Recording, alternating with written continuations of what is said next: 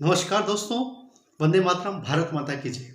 मित्रों, वर्तमान में परिस्थिति में जैसे कि आपको मालूम है कि अभी 2 कंडीशंस चल रही हैं।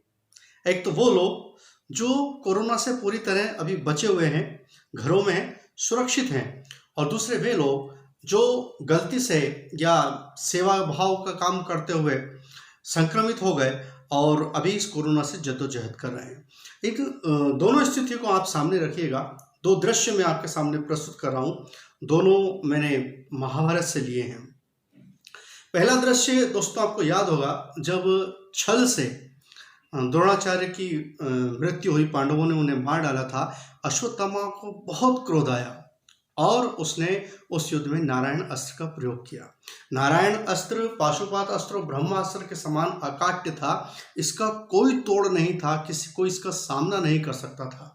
यह भीषण अग्नि वर्षा करता था, बम के गोले बरसाता था, और किसी में भी इतना सामर्थ्य नहीं था कि इसका सामना कर सके। तो पांडवों की सेना में भय का वातावरण हो गया कि अब क्या होगा। युधिष्ठिर जो राजा थे वो भगवान कृष्ण के सामने देखने लगे, उससे प्रश्न पूछने लगे। भगवान श्री कृष्ण ने कहा, महाराज, इस अस्त्र का केवल एक ही उपाय है, और वह उपाय है कि आप अपनी सेना को आदेश दीजिए महाराज कि कोई भी अपने मन में, सैनिक हो, रथी हो, महारथी हो, वीर हो, परमवीर हो, महावीर हो, कोई भी अपने मन में युद्ध करने का विचार नहीं लाए। उसे ऐसा लगना चाहिए कि मैं एक साधारण मनुष्य हूं और मैं बिल्कुल शांति से खड़ा हूं, यह अस्त्र आपको छू भी नहीं पाएगा। युधिष्ठिर ने अपनी सेना को आदेश दिया और देखते देखते सारी सेना ने हथियार डाल दिए, रथों से नीचे उतर गए, हाथियों से नीचे उतर गए और हाथ जोड़कर खड़े हो गए। आप यकीन मानिए, वो नारायण अस्त्र सब कुछ भगवान श्री कृष्ण भी हाथ जोड़कर सामने खड़े, उनकी भी परिक्रमा कर कर सबके आसपास घूमकर चला गया। तो मित्रों, क्या था ये? मैं अभी भी कह रहा हूँ, इस कोरोना का भी आप ऐसे ही मानिए कि हम इसका सामना नहीं कर सकते, इसलिए हमें इसके सामने बली, महाबली या बहुत पहलवान या बलशाली नहीं बनना है। हम जिस प्रकार अभी तक घरों में बैठे हैं, वैसे ही यदि बैठे रहेंगे तो निश्चित रूप से हम इसे मात दे सकते हैं। घर से बाहर निकलकर हम इसका सामना नहीं कर पाएंगे, ये बिल्कुल लकीर है, ये मान के चलिए। तो ये बात थी उन लोगों के लिए जो घरों में बैठे हैं। दूसरा दृश्य मैं आपको बताता हूं, जो लोग इससे संक्रमित हो गए हैं। दूसरे दृश्य में आपने देखा होगा कि शिखंडी जो था वो महावीर भीष्म पितामह से युद्ध कर रहा था, और भीष्म पितामह जो कि शिखंडी से युद्ध नहीं करना चाहते थे, इसलिए वो बिल्कुल निष्क्रिय होकर खड़े थे। शिखंडी अपना काम कर रहा था।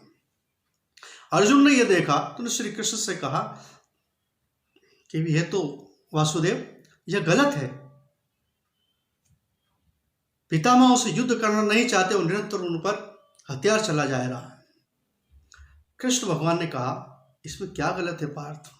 यदि तुमसे सहन नहीं हो रहा है तो तुम जाओ और तुम पितामह से युद्ध करो। अर्जुन ने कहा, नहीं, यह अनुचित नहीं है। भगवान श्री कृष्ण ने कहा, पार्थ, यहां उचित और अनुचित का प्रश्न नहीं है।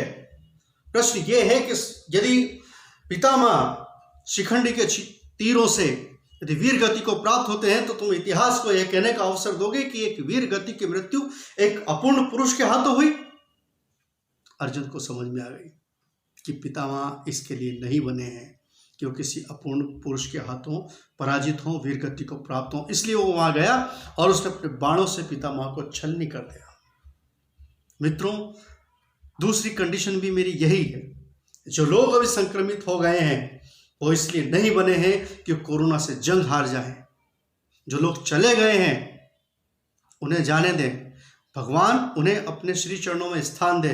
लेकिन हम बात कर रहे हैं उन लोगों की जो अभी जीवित हैं, जो भी जिजीविषा जिनके मन में है और जो कोरोना से जंग लड़ रहे हैं। याद रखिए दोस्तों, कभी कभी कुछ युद्ध ऐसे होते हैं जिन्हें हार कर भी जीता जाता है। कभी कभी समाज के लिए, स्वयं के लिए रणछोड़ बनना पड़ता है, और रणछोड़ बनकर ही युद्ध जीतना पड़ता है। और इतिहास में जो इस प्रकार के कई युद्ध जीते हैं, और ये युद्ध भी इसी प्रकार का है। हम इस युद्ध को अवश्य जीतेंगे। सकारात्मक बने रहिए। फिर मिलेंगे इसी विचार के साथ। तब तक भारत माता की जय। वंदे मातरम।